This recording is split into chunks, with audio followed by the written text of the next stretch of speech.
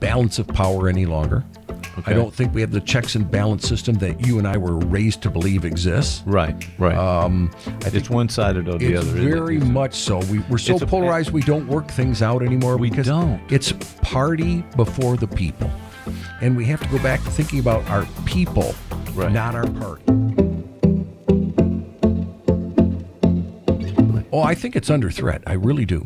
Okay. I think we have to be very concerned about that because I don't think we have balance of power any longer.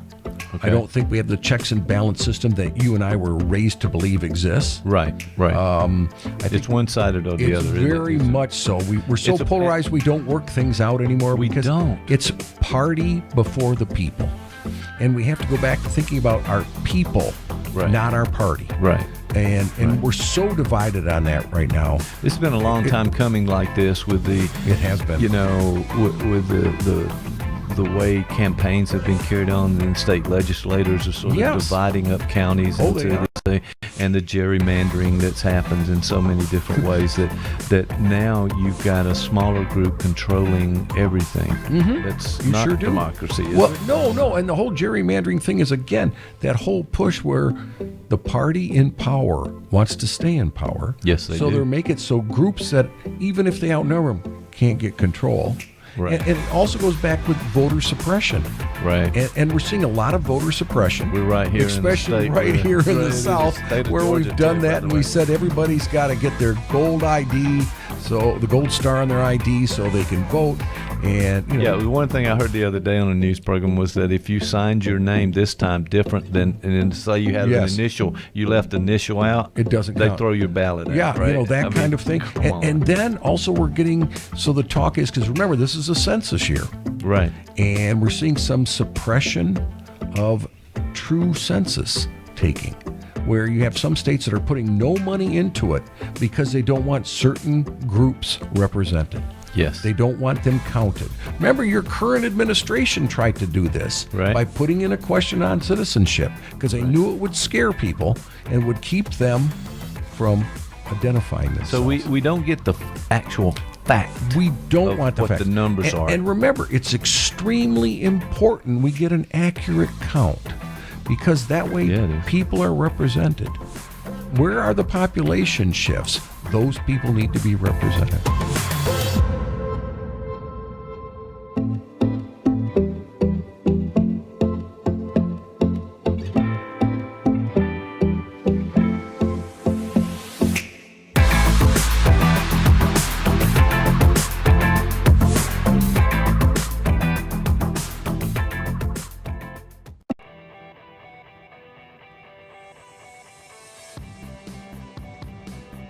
The problem often is that, like it or not, there are lots of crayons in the crayon box. Oh. And your capacity to be able to color with as many of them as possible probably is more indicative of your capacity to have a balanced and well-lived life. Okay. Some of us may be lucky enough. I mean, there's even the story of the Buddha where his family tried to keep him completely free of any suffering, so he never left the palace, had everything he wanted, and whatnot. So Right. that there's even in the myth or the story, the fable. Kind of like is a that parenting style a little bit there for some. But they yeah, gave him okay. everything. Right. But still, suffering found a way to find him, and I think, and the goal would be, how does one become better and better equipped to deal with the natural emotional contingencies that come with just life? And as Okay. you may know this, the feelings that you have when you're 18 can be different than the feelings you have when you're 50. Mm-hmm. And so it is an ever-changing landscape. And so it's never something we can completely solve because there's always something shifting, both broadly and narrowly. And so our goal is, how do we find a way to be able to live with the things that we're continually given? And a big chunk of that is some degree of suffering. And nothing could make you suffer more if you think you're supposed to be living the life you see in a truck commercial. Right. Well, I was almost thinking of just about any commercial these days. When it's medicine, you have a terrible medical problem, but people are sort of bounding through the wheat field with the sun shining, and everybody's happy, and all the If models. that's your are, idea of what life would be, you are going to be at best frustrated by what you're going to receive, at worst devastated by the fact that it may be like that in didn't some fix it. and it may be like that at moments. There are moments of pure joy and exultation that come from just, there are. They're there. Let's go But- with a couple of those. How about that? Well, They I think usually involve drugs. I'm just saying. well, the marketing problem I think we're coming up against that it's been painted at almost anything you're trying to sell on the television or any media platform. It's got all these wonderful, happy moments and people smiling and talking, and everything is happy in that regard, and you can sell more products. So we may be just victims of this commercialism, and as you've talked about earlier. Well, how we may be victimized in a way is it may keep us further from the sort of skills and investment in our life that may be necessary for us to have some level of at least temporary contentment and to grow. Before I was going to bed last night, I was reading Roger Scruton. Anybody here a Roger Scruton fan? No, sorry. He was probably the foremost conservative thinker, certainly in philosophy and in a number of things. And as you know, I'm a commie lefty. But I've long ago And made. we still let you in the studio. that's good, yeah. Okay.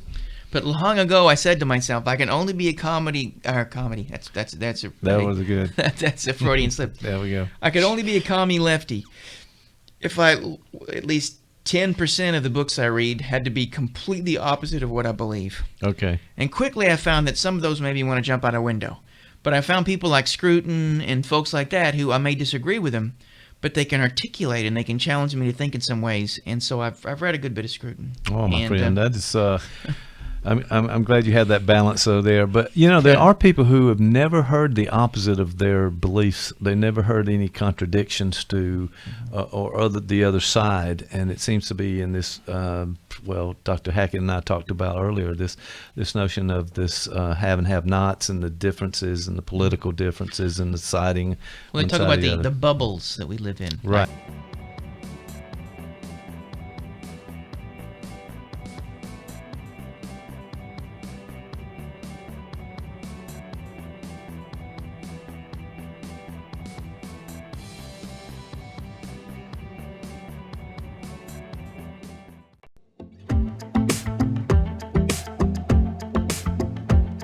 Talking about what should be in your pantry.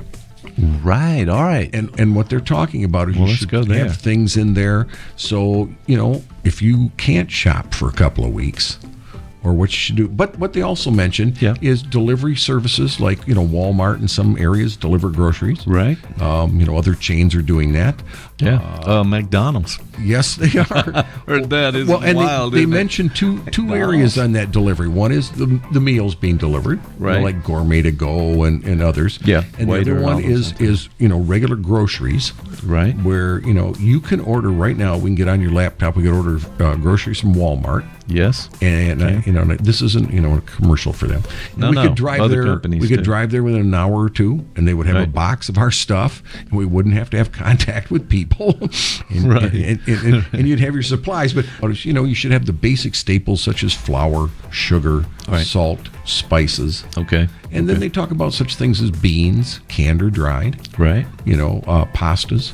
Right. Whether you like spaghettis or you like egg noodles or you like the elbows, you should have those on hand. Okay. I don't know about yourself, but we're always wants to have canned or bottled spaghetti sauce. Okay. You always have a Okay. jar in your pantry in case somebody stops over. That's true, You got to that's do true. a That quickie one's meal. true. You throw the ragu in a pan and away you go. And I know it sounds like I'm shilling for all these people. No.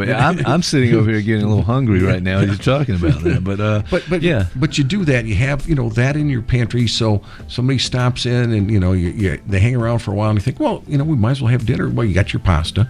Okay. And you've got that. You got some spaghetti sauce. Right. You poured it in. They You got also a meal. There talk you go. about you should have your oils, whether you're an olive oil user like we are, and, Right. and your vegetable oil, and you have those because you're going to be needing them to cook.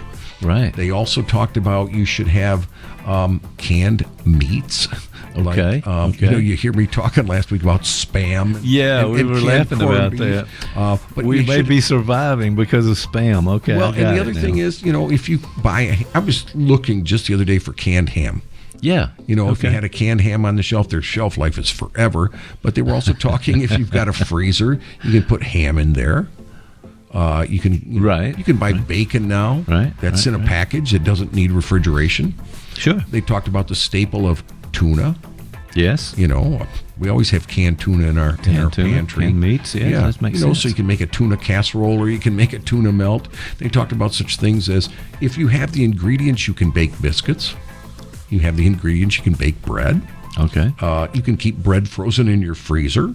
Wait, it's almost like we're going back to a simpler time here, and that may be part of our survival. It was in the early days of this country's development. Sure, You had sure. to use what you could get local and Or the store farm it. family. Right, Yes, right. yes, cellars where you stored things, canned things. Yeah, that You makes know, sense. Right? they talk you should have some of the root vegetables, such as you should have potatoes, okay. carrots, beets, things like that if you eat those, but have them. And I mean, you should always have potatoes around because when people come, you can make something or add it to a Sure, meal. potatoes are very versatile. one. Right. A lot of starch in that particular diet It's- right there. it's with gonna all keep you potatoes, going. But it's going to keep you alive in these Yes. times. You have to So I stay looked in home. my own pantry today. Okay, all right. know, This you is know. all right. Now we're getting down to it. Let's see what as Jeff you know, has. And as you know, Jeff is a cook. So Jeff does loves it. to cook, and I think Yeah. that's a great thing. Man. So That's you know, great. and I have the dried beans. Okay. And I have the canned beans. Okay. And I've got lentils. Okay. I've got rice. Okay. I've got. I don't know if you've ever purchased it yourself, but the dried split peas. So you can make Right. split pea soup. Sure. I went out and bought flour tortillas because I thought if we're going to live on beans and rice, we might as well make burritos or tacos. There we you go. know. All right. Good thinking. Yeah, you begin to think ahead a little bit. All right. And we always have our oils in there, and of course we always have pastas in there. right. So right, that's not right. a problem. We have oatmeal, we have things. So we're my pantry's good. I said to my wife, we're good for probably a month. How about that? That was know? that was good news, right? You're you right. guys are. I mean, that's the kind of normal thing you do anyway, We but it have just those all, happens yes. to kind of connect. I think that's a good habit that you had there, and it's going to help you with this. Now, what's the other side of this list? What is, let's say, the things that they don't last long, Okay. or that Okay. we enjoy eating a lot. So, what do you think about that? Well, and that's an issue because we have a freezer. Right. And in our freezer, we do have frozen vegetables by the Okay. bag, so you can still have vegetables, even though you won't be able to get out and get the freshes. Right, And that's what right. bothers me. Yeah, sure. We have eggs in our fridge. Eggs, yeah. have a good shelf life. Yep. So we've got those to eat on. My wife's been on me for the last year or two to eat more out of the freezer. So we're Okay, doing that, okay. because we save soups, or I make soups and we do that, and we have stews and, goulash and things like that. So, we're going to clean those things out more. But anyway, so that's what we've got, and I Right. feel we're in good shape. Okay. We have a lot, but All right. you're just not going to get your freshes unless you go out and shop. And I don't know if you've seen Okay. some of the pictures from the grocery stores out in Seattle, Washington. Well, Seattle was really hit, weren't they? And not, they're still right? being hit, but it looks like a ghost town. You look at the supermarket and no one's in there. Wow. Now, again, it goes back to the economy. People aren't buying. People aren't there. People don't have job, Right, So it's an right. issue. So anyway, that's what I wanted to bring up is about the pantry and the food thing. And Well, first of all, I think I'm glad you did. Okay. Because I think we need to take some inventory in a lot of things. Right. We're talking about the finances earlier, but this has come down to basic sustenance, and we Yes. need that Yes. to live. And then what do we have just in case? Because we Mm-hmm. may be quarantined in some way, shape, or form, even in this area. You Sure. think, well, those are in the big cities over there, but hey, no, this can happen right here, and it seems like it's going to. well, we just had our first case in Harris County. Is that That's right? right. That's right. It was front page of the paper today. All right, we live in Harris County. Yes, we do. Both of us, and this is just a county away from Muskogee County, Right. which is Columbus, Georgia, consolidated government here, where we're in our studio. But so that close in our area. Yeah, Jeff. you have a teacher that was exposed to one of the state legislators who has self-quarantined, and so this teacher's now self-quarantined, and they've closed the school for sanitizing, and so it's a real issue. I mean, that's what we're going to be seeing more of. So if you have to stay home, you might as well be prepared.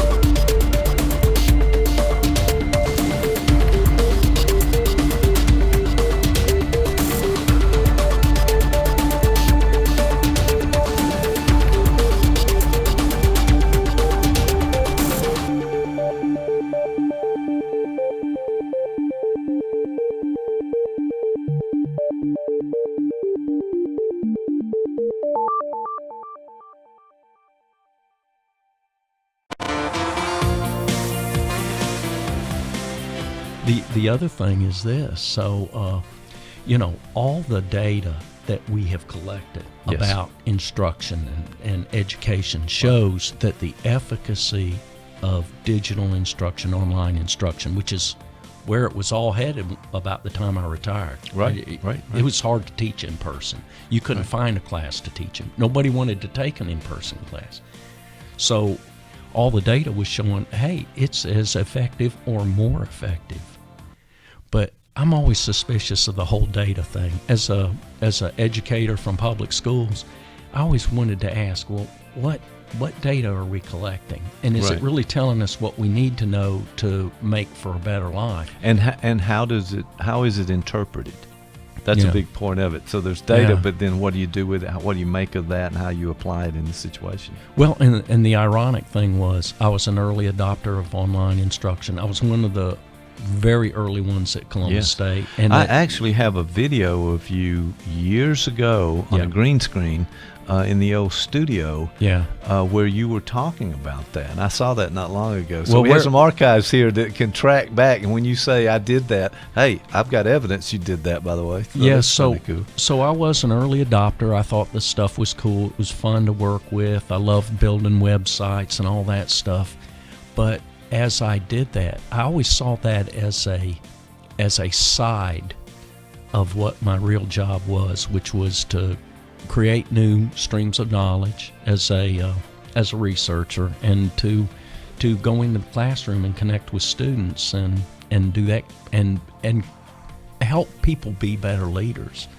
And now Right. I wonder, are we going to look back and say, we really dropped the ball, but all the data we were collecting told us this was all good, but maybe we didn't collect the right data, because now we have all these unanticipated consequences. People disconnected, two poles look at things politically.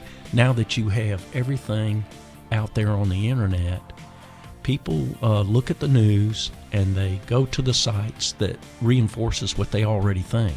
Oh, and that's there's no right. listening to anybody else. So either see the show on confirmation bias. Just- Well,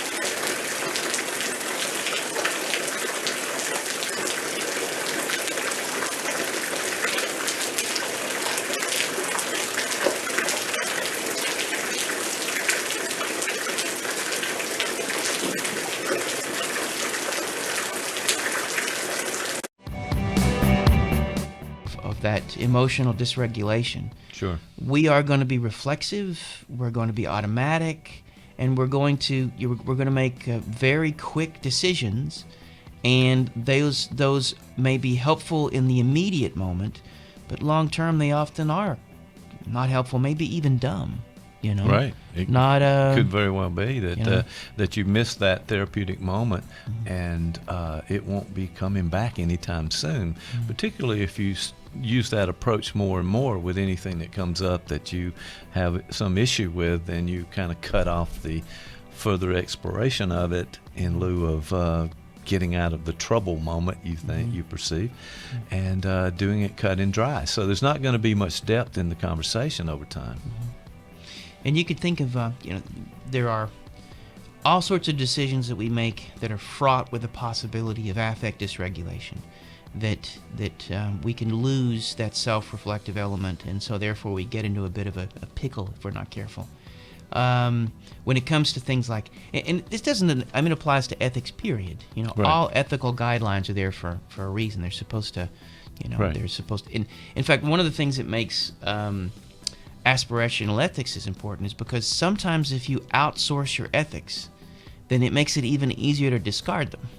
Right. You You may could end up more trouble as Right, a you could result say, of those kinds well, that's just what they wrote, that's what they want, as opposed to something that you begin to dance with.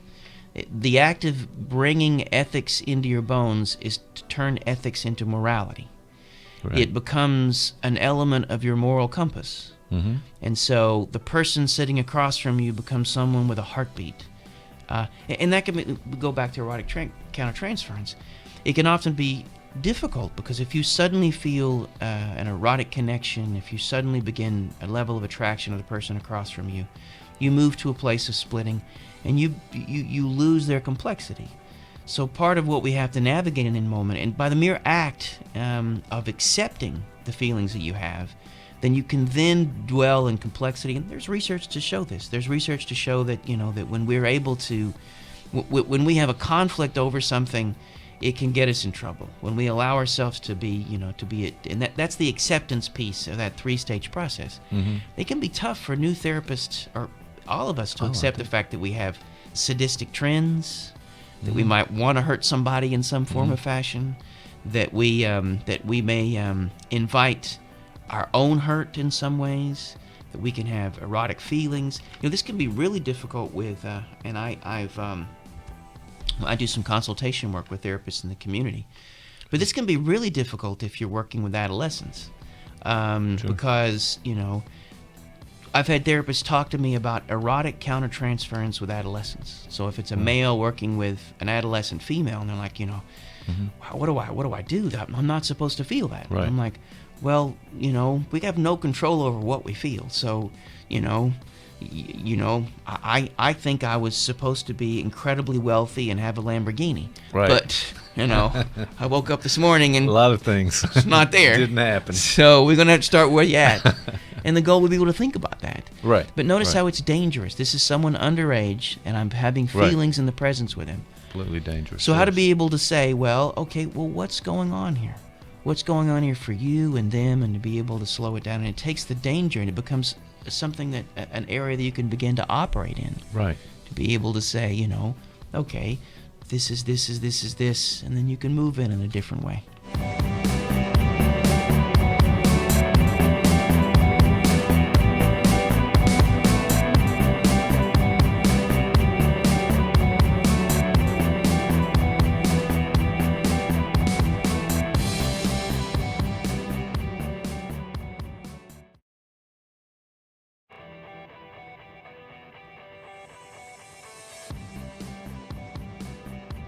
All right, where were we? We're saying that resolutions, people make them, they don't Well, continue. We it- just it- do that It may set for up some reason. some counterproductive parameters in one's life.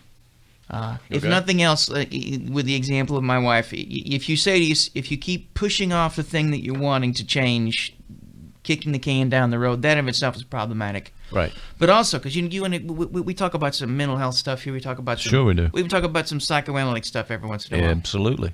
So the idea is that all behavior exists in a context. So Right. with my wife's smokeless tobacco habit, Wrong. Keep going. the goal would be not necessarily that she should stop doing that, Okay. but maybe she would stop whatever is going on or address whatever is going on that makes her need that. Okay. It's a very Okay. there's a different switch, you know. Get to the cause of things. Yeah. Right. Yeah. So as opposed, because there used to be a thing we talk about in the literature a lot called symptom substitution. That if you removed if you just targeted the symptom, removed it, something else is going to show up. Yeah. Is that still a thing now? Do we still talk Well, about that in research doesn't graduate narrate, schools and- because it was often used as a way to disparage behavior therapy and behavioral therapies. Oh, that's right. The fight between psychoanalytic and behavior therapies. Right. Actually, a book. Wachtel wrote that book. That was a great book to read. But I have back in the met day. and hung out with Wachtel. Yeah. I have, yeah. But he was a guy who thought that they could be merged. Wrong, evidently. Well, but Well, maybe so. I mean, I not long this morning, as a matter of fact, I told a story about a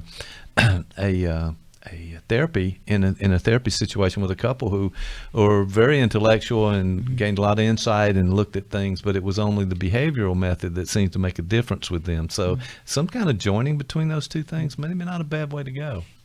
well, Sorry. what may be helpful? It's interesting because people don't realize that the average number of sessions Freud saw someone was 4, and that we know we have at least several of his cases where at the time he used direct behavioral intervention. So the real world Got it. looks nothing like a book that someone wrote to Right. prop up a theoretical model.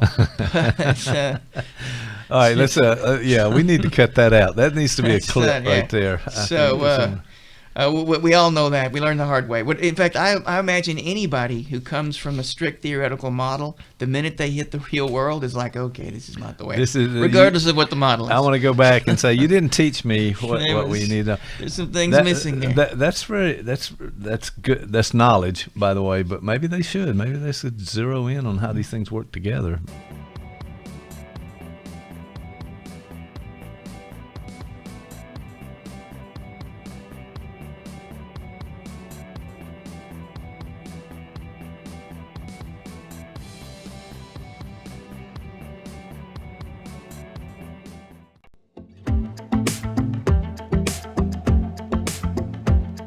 Talking about what should be in your pantry.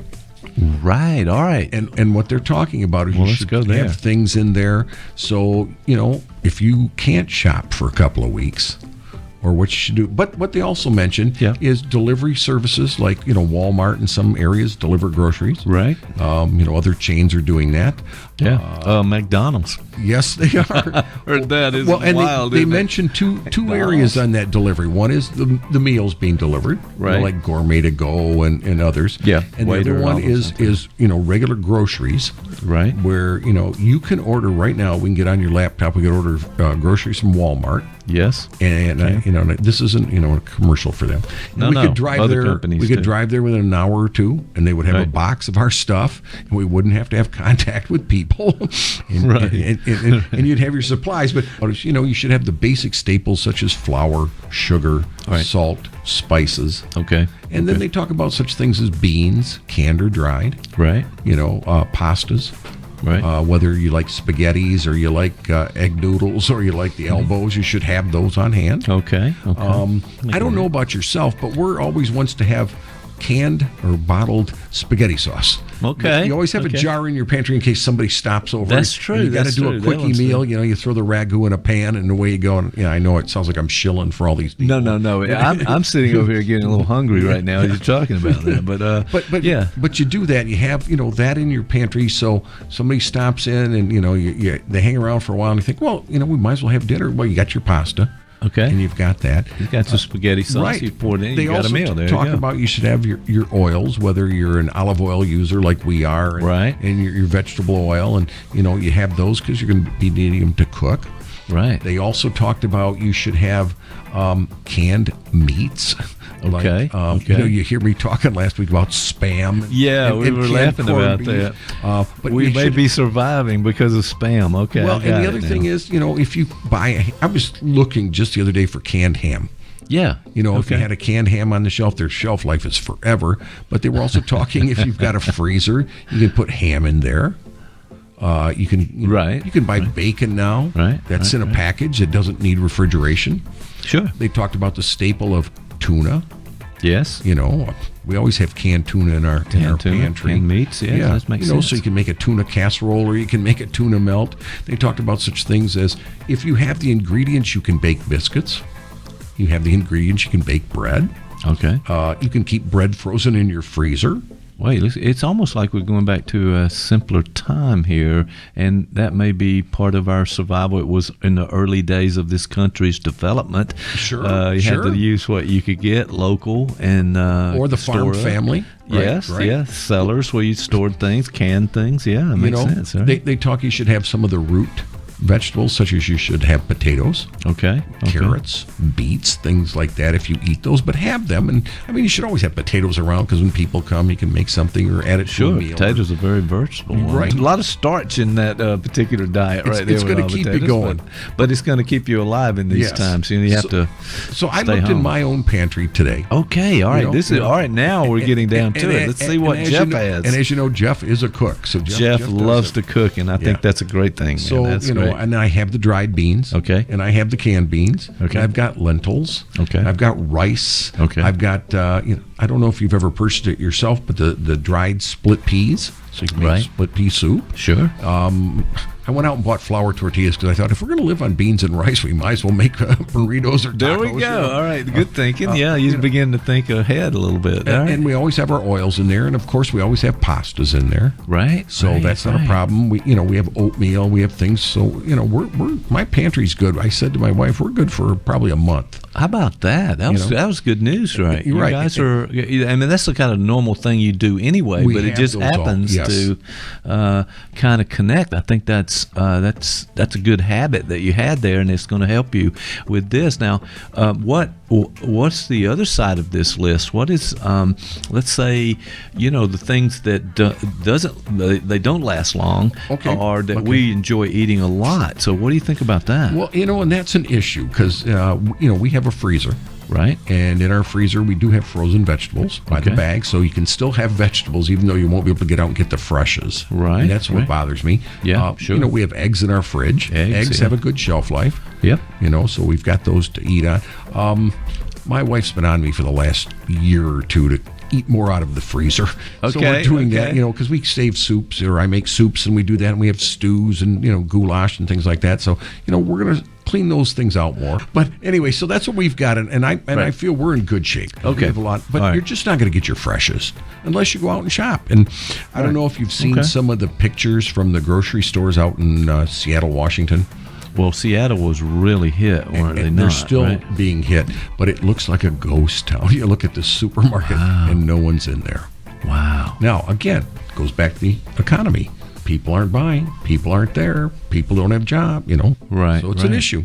So anyway, that's what I wanted to bring up is about the pantry and the food thing. And Well, first of all, I think I'm glad you did. Okay. Because I think we need to take some inventory in a lot of things. Right. We're talking about the finances earlier, but this has come down to basic sustenance, and we Yes. need that Yes. to live. And then what do we have just in case? Because we may be quarantined in some way, shape, or form, even in this area. You Sure. think, well, those are in the big cities over there, but hey, no, this can happen right here, and it seems like it's going to. well, we just had our first case in Harris County.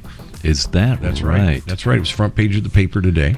All right. We live in Harris County. Yes, we do. Both of us, and this is just a county away from Muskogee County, Right. which is Columbus, Georgia, consolidated government here, where we're in our studio. But so that close in our area. Yeah, Jeff. you have a teacher that was exposed to one of the state legislators who has self-quarantined, and so this teacher's now self-quarantined, and they've closed the school for sanitizing, and so it's a real issue. I mean, that's what we're going to be seeing more of. So if you have to stay home, you might as well be prepared.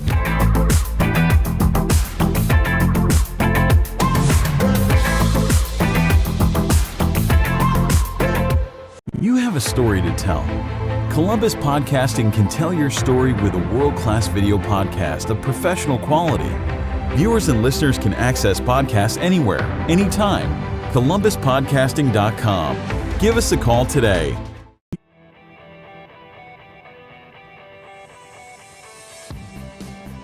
All right, everybody, welcome to Got Therapy. I'm Michael Baltimore, but look, we have a special guest, and this is Dr. Jeff Conklin. Good morning. Along with A man who was responsible for this at some point. Yes, that's how I explain the world. Really. It's- 84% of the population is average or below. Okay, there you go. He's on camera saying that. So So 80. So, but how does this explain the world? How does this heuristic sort of organize the world for you? What does it do? When you see people out there and they do something that's completely boneheaded and you're going, oh my God, what am I? Just think they're average. That's where they plug in. It's Yeah, like, and- it's 84% of the world. They're right there. there's quite a few of them too. It There- turns there out are, yes. if we look at those numbers. I think I so, may be at this end of the Some of the- days.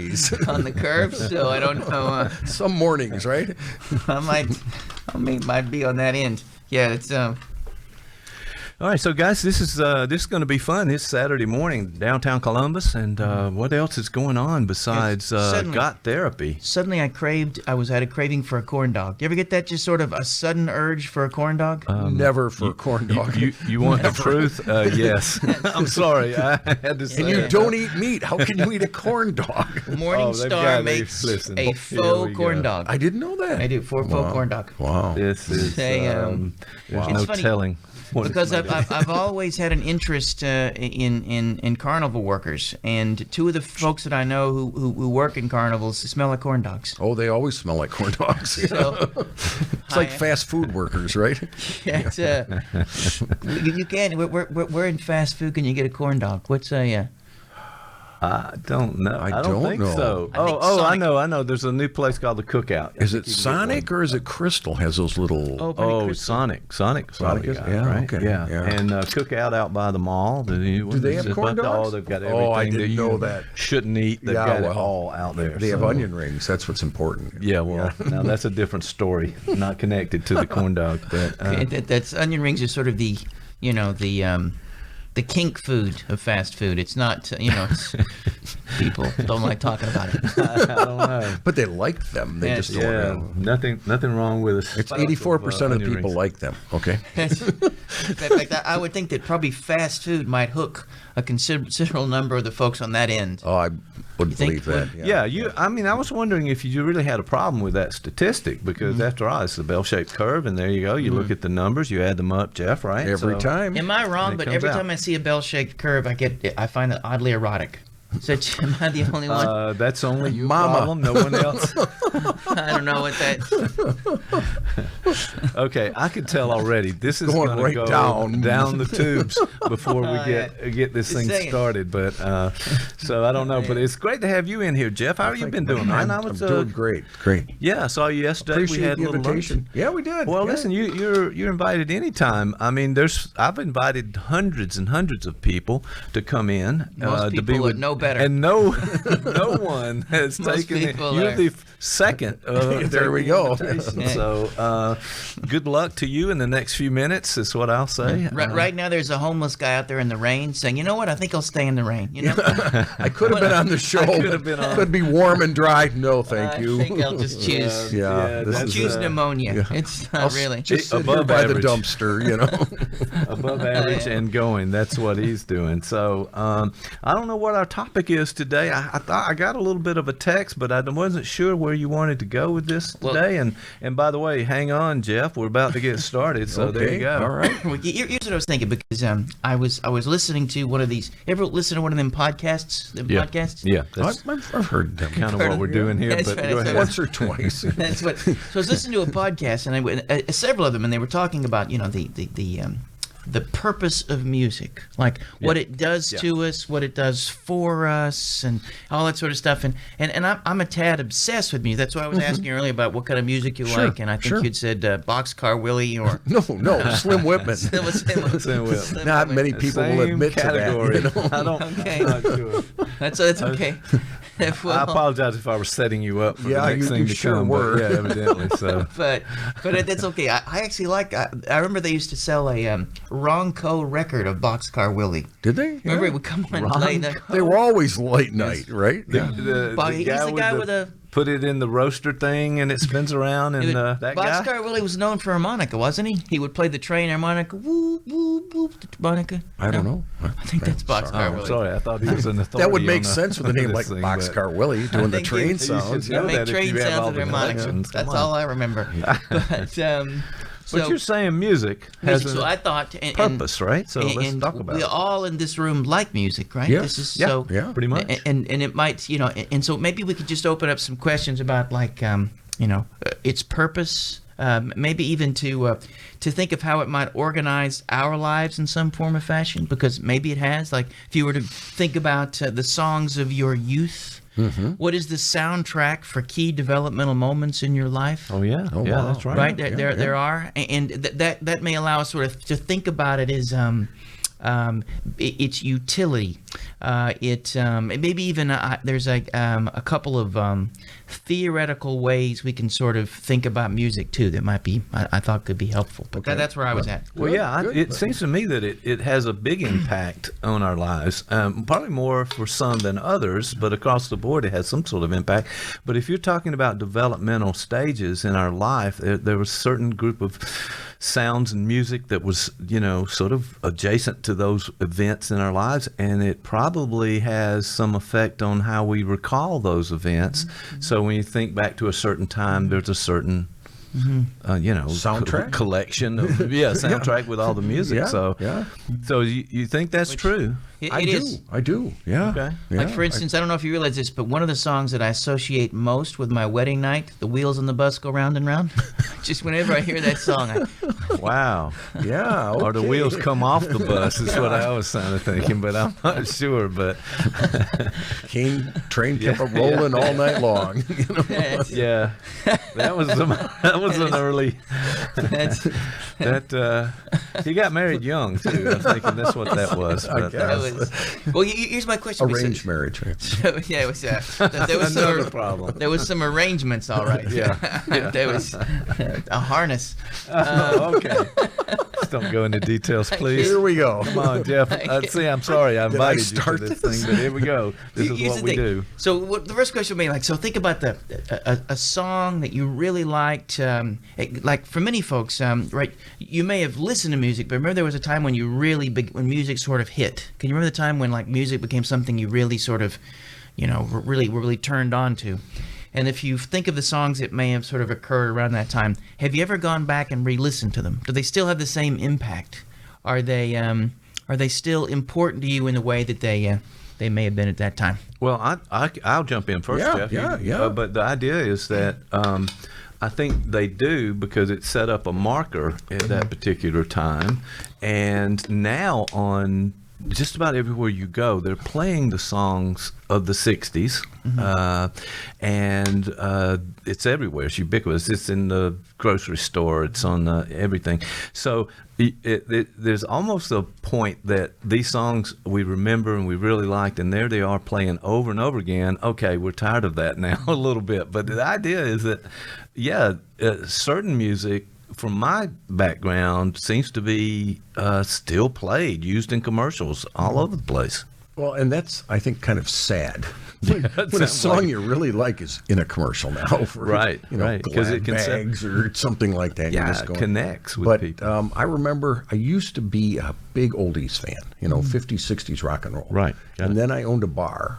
and Okay. That's what we played was 50s and 60s rock and roll, and now I have a hard time listening to it. It's like you've done it. You've been there. and, you've and, done and it. I burned out on it because we played it all the time. So but just because it I was mean, over and over. Well, what would be a every 50s song that would sort of like you would stand out, one that would really sort of hook you? oh gosh, some of the songs we used to listen to was like Tommy Edwards, "It's All in the Game," things like that. Okay. That was a good belly rubbing song you'd play, and the dance floor would fill. Things Belly like that. rubbing song. Yeah, that's yes, that's, close There dancing. we go. Oh, okay. That's Yeah, it. yeah. Bellies rubbing together. Yes, I sir. get that. Yeah, Yes. yeah. That's. See, you're talking to a Freudian over here. So I guess we're about so. to Yeah. go- Where are we going with this? We can turn down that see, road. And, in a and when heartbeat. you have a dance floor in a bar and you want to get people out there, you'd play Yeah, belly the rubbing slow music. tune that Yeah, you're so going to they- dance yeah, to, yeah, and people are on the floor, right? And then, Okay. then I remember the Buddy Holly tunes, a lot of those. And So really 50s. well, and the thing about Buddy Holly is I have an older sister, and that was her music. And so that's what we'd listen to. And she taught me to slow dance to, Okay. to Tommy Edwards. So, yeah. That's, Okay. that's how I got influenced by that stuff. So, I'm not going to go Freudian on that. You I'm shouldn't. not. I'm not No. going to. Yeah, see, it's I'm not- perfect somebody has to imitation. teach you how to slow dance. So if you date, you can do Well, here's the that. thing. See, I grew up in an age when slow because you're talking about the music because now I'm going to the grocery store and I'm hearing. I grew up in the late 70s, 80s, and so I've gone into the grocery store and there's a band called the Pixies, for instance, that Sure. launched right about when I was about 18, 19, maybe a little older, but it's 87. So I guess I might have been 19, and I heard a Pixie song in the grocery store. And I'm thinking, Man. what? Yeah. I was just in the other day, and there was Steve Winwood playing. Really? Yeah. What were they so, playing?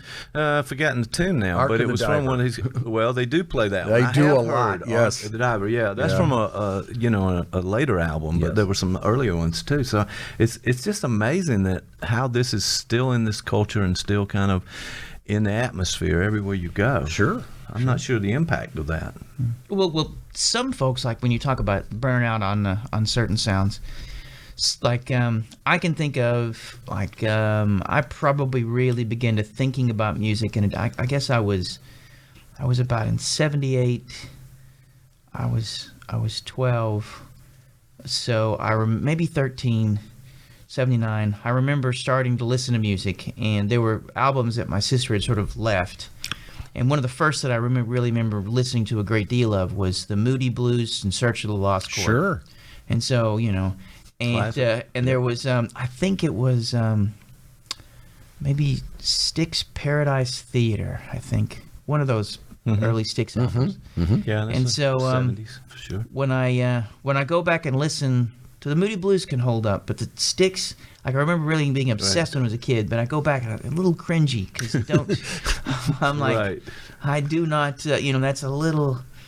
That's a little much. So maybe maybe some of this loses its allure and luster. I don't know. Maybe. I think so, but there's probably those go-to songs that we all have somewhere on our list now on our device, in the car, wherever you play music that still holds up over time. But now it's more of not just one song, but it's a collection or it's different groups. Sure. And so I've got a playlist now. Playlists Okay. were not a thing back in the day. Well, there were when I was coming mixtapes. up, right? Mixtapes. Oh, yes. I'm if you want talking to- prior to mixtapes. There was nothing. Yeah. Because at one point I think my first music was I got a record player. Okay. And didn't have that many records, so No. there were 45s. Yes, Right. yes. With Oh, the big yeah. spindle in the middle, and Yep. then there's the album when you lucky enough to get an album. And you'd save up and buy a 45 and, Beatles Day Tripper. Yeah, You know? and here in Columbus we had Flipside Records. Oh, yes. That you could find the most obscure albums out there, but they still had 45. So days gone by. I apologize. So we're getting too far back. Well, I remember walking with my friend Mark to the Big K, because he lived in this bigger town. He was 14 miles, so he lived in a town that actually had, stores. Stores. And so I remember he and I would walk to the Big K, and he would look at 45s. Like he would looking for, and there would be a section of 45s, Oh, yeah. and they'd all be in the little sleeves, and you'd find, what. And there was an A side and a B side Yes, on all yes, 45s. yes. There was the one recording you wanted, but then they had to tolerate this Can't other fill the that other came side. through, right? Yes. Yeah. And now and then some band would put a good song on both sides. Yeah, Beatles did that. As a Yeah, matter of the fact, Beatles sometimes, did, They yeah. had the number one hits of the B side. Yes. Right? Yeah, So- a really good band would stretch on a B-side. You'd hear things you know. And it's funny because like I grew up in a time when punk had just hit, and so there was we were talking about my favorite band in the world a little while ago, Wire, Yep. and for a time, particularly in the underground and indie, to be popular was to be bad. Right. So it goes back to your thing. If people liked it, it sucked. Yeah. If you made a lot of money, then which kind of went against being able to eat. But but popularity was not. It was that was selling out. That's right. That's right. You had to So- find the most obscure, revolt against the Man. the man. The man always, yeah. So that was, yeah. and I grew up in an era where the '60s was distrusted. So it was like hippies were the worst thing in the world. So like the lead singer of Sex Pistols they invited him to join the band because he had a T-shirt, and it was a Pink Floyd T-shirt that he just put in lipstick "I hate" over the band album, and so that's what got him the gig. Right. Because outrageous. you You go just- against the Yeah. grain, right? Which was odd because of all Pink Floyd really weren't the kind of band that you could. Say I hate them. Yes, not really. And he probably didn't really hate them. He was just being a schmuck. But there were certain bands like for a while, if in Britain, the Beatles were often the target. Oh, sure. These bands that were sort of Yeah, progressed out of the pop into this. They're doing their own thing. They're doing something different, probably along that same line with the others you talked about. They sort of helped usher in, Pink Floyd, bands like that. Psychedelia became something that, but in the '80s, particularly, like you mentioned records, but. And I came around the time when CDs became a thing, so records were out. Right. And I owned some records and cassettes for a while, then CDs. Yeah. But No 8-tracks. Anybody? Jeez, Anyone? mine are gone now. all right, I had my sorry. 8-tracks, but I yeah. apologize for being old, but I remember an 8-track of ABBA, an ABBA album called Voulez-Vous, I think we had an 8-track, and there was a built-in 8-track player on that. We had one of those giant all-in-one wood, had a record player in it, an 8-track player, Yes. and then I remember that. the huge console. Yeah, it was a console, yes. middle, Play, Right. I remember those. So those were good days, but obscurity was key. College radio was big. Like how you learned about things, where you turn on the college radio and it was 90.1, I think Okay. was at UT, and you could listen. You would sort of see it. You'd hear like band, and their motto was if you've heard it before, we're not doing our job. And so it literally was just a yeah. I want to hear that song again. No, We don't- You can't. You can't. We don't play Short playlist. What? it's not, All new. and it would be like the most, like I remember there's a label out of New Zealand called Flying Nun. And for a while there, I don't know if you heard a lot of Lou Reed or Velvet Underground, but they said they had that sort of a jangly, lo-fi sort of sound to them, and there were all these bands coming off the Flying Nun label, and so you were, you'd try to find some, and you couldn't, you'd have to buy them on import. Like I remember going to a store in Knoxville, and you'd go to the import section because you wouldn't go to anywhere. Why would you go anywhere else? But you want to go to the import. Okay. And even at the time, like I've mentioned the band Wire, I bought one of their albums for $25, and this was like 1988. That's a lot. That's a lot of money right there back in the day. So it was a little like my whole paycheck from Long John Silver's just went into buying this. Always always wait for the reference, Yes. Jeff. Let me just say that And- it never happened, but still, it's a good reference, great right? one, All right, yeah. There we go. And so I'm smelling like fried fish. I'm walking into the store, and I walk out with this thing. Another band called Bauhaus. They were like they were an early goth band, and I remember buying an import, their first album. Again, it was like $25-$30. Like you'd buy it, and then you'd go home and sort of you'd sort of like pulling the sword from the stone. You'd found this. This is it. And then you go home. You go back to your small southern town where everybody is even your mom does smokeless tobacco, and they're chasing a pig in the backyard. Right. You Just another day. Kill some chickens for dinner. Oh my And- goodness. But All me, right, I'm there we go. different because I got this Bauhaus album. So in some ways, it sort of allowed you to sort of generate an identity and to Right. create a sense of self. And it's interesting we talk about this because you guys probably have a slightly different cultural reference to music in a way, right? Or am I wrong? Because you mentioned the 60s. Yes. Yeah, So yeah. that was- See, in my early days, of course, I was playing in bands because everybody played in the band. Everybody on the block, everybody on the next block, they all had a band. Sure, We put it sure. together and started playing the. Unless you had a banjo where I'm from, you didn't play in a band. That's right. No banjos. Scary. Yeah. Remember the guy moved in with the electric guitar and the Fender amp, and that changed everything for us along the way. We were on bikes playing baseball until he showed up with this electric guitar, right?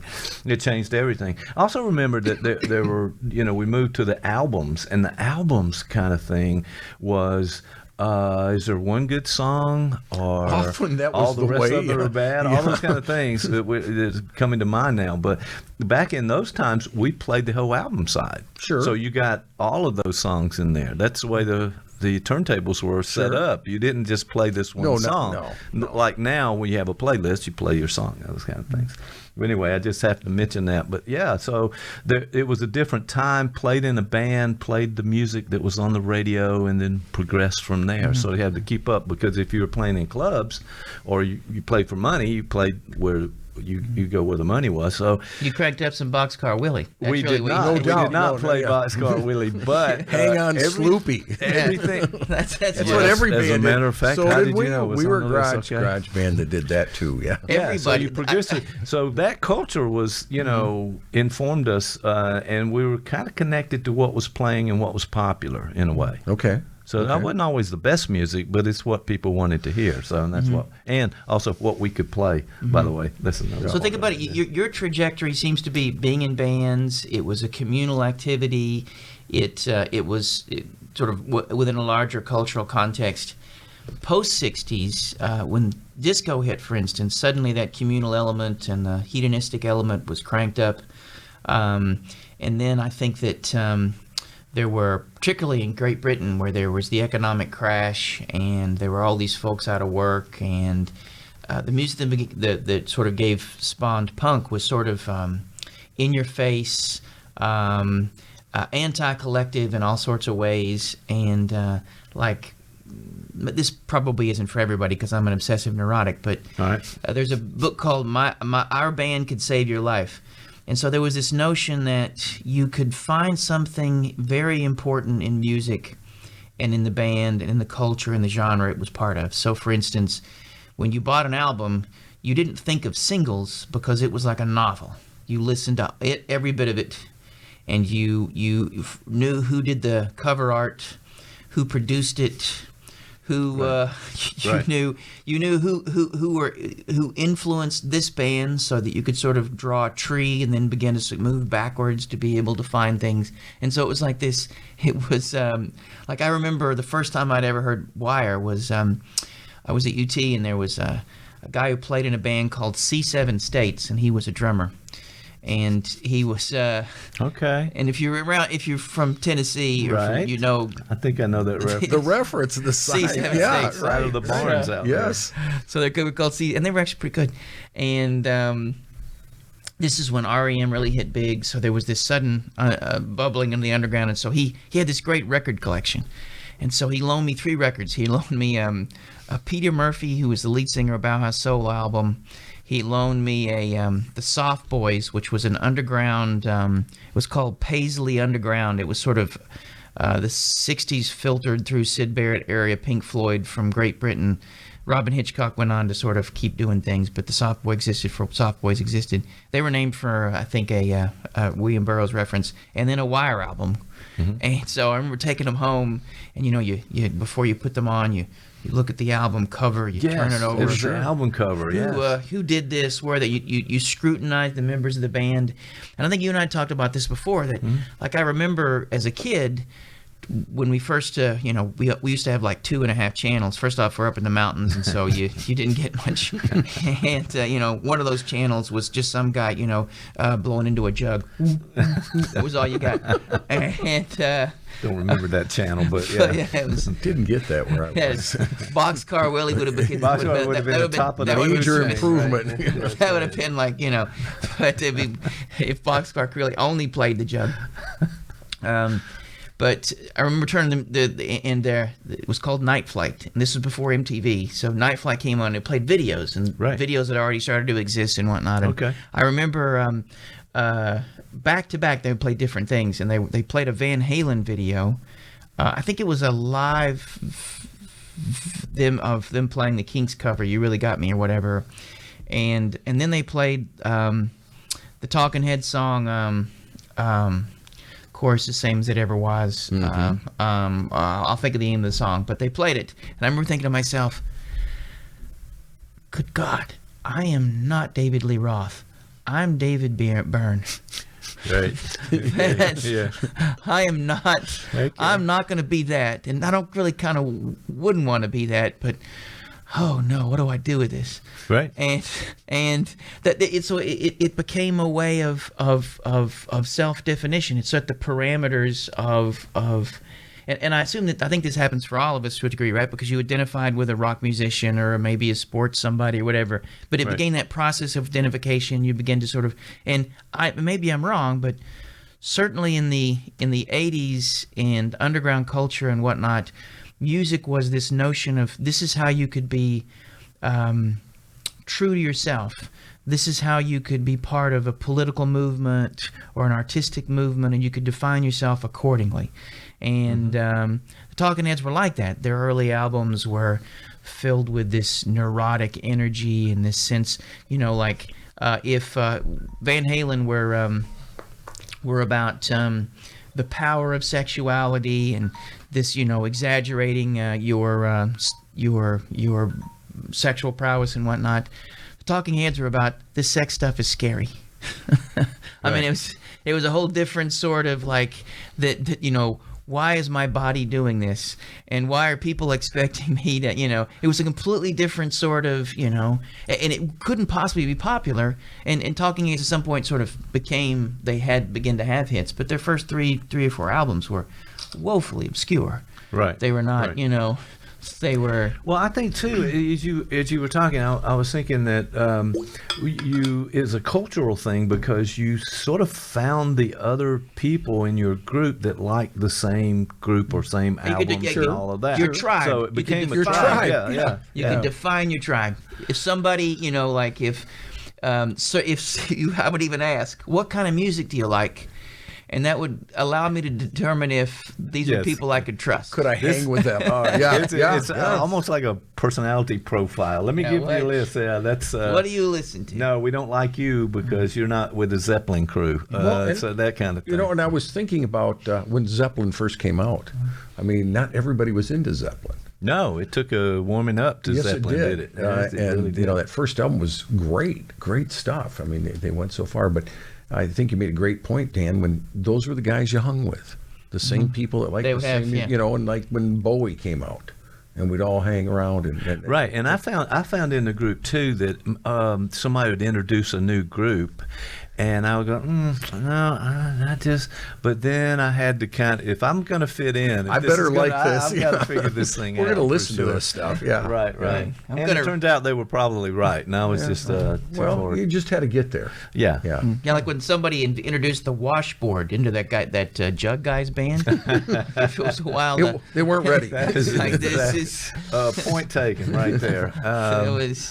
So you gotta kind of fit into the group, and maybe your taste is going to change over a period of time with some things that are introduced. And that's what music was all about, is a new thing coming up. With the new thing, right? But and think about how in some ways it sort of shepherds and ushers in the possibility of integrating parts of yourself. Not only is it social, but there's the sexual, there's all these sorts of things that you sort of, like you mentioned Led Zeppelin, they in some ways helped, along with Black Sabbath, sort of gave birth to heavy metal. I mean, they were sort of taking the blues and exaggerating them in ways that